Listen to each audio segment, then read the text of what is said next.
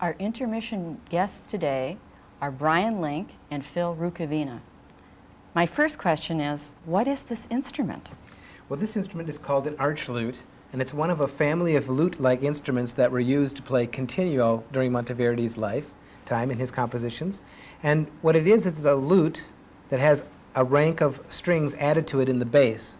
And that's because singers love to sing with lutes because lutes had dynamics, and harpsichords don't. They play without a sense of dynamic. And yet the lute is a very high, what we call a high partialed instrument, and adding the bass strings gave it a little more depth and body and accompaniments. Brian, could I ask you why you aren't playing with harpsichord? Well, we could play with harpsichord, and in fact, for our performances, we often do use harpsichord. However, they were very agnostic about the type of band that they would make a continuo out of back in the 17th and 18th centuries.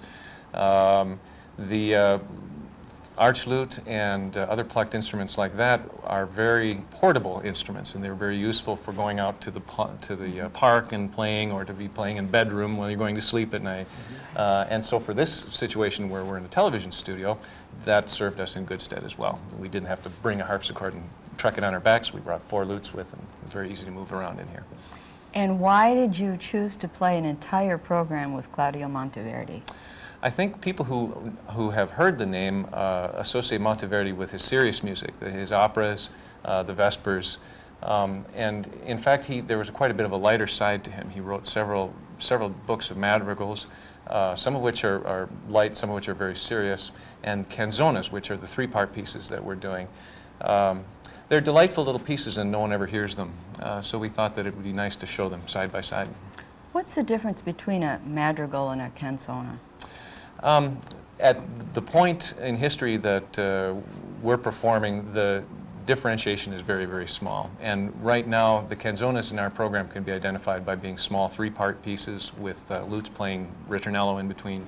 And the madrigals are more through-composed pieces for everybody to sing and for the lutes to be playing continuo. Now, you also sing a countertenor, is that right? Can you tell us what that is? Countertenor is basically a falsettist. Before the political correctness of the last century came in, women were not used in church, and so men had to cover their high parts. Well, thank you very much for coming in today. You're welcome. And we have one more piece to play for you.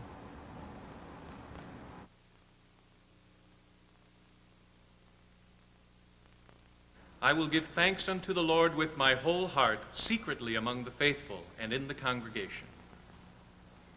Confitebur tibi Domine, in toto cor meo, in consilio iustorum, et congregatione.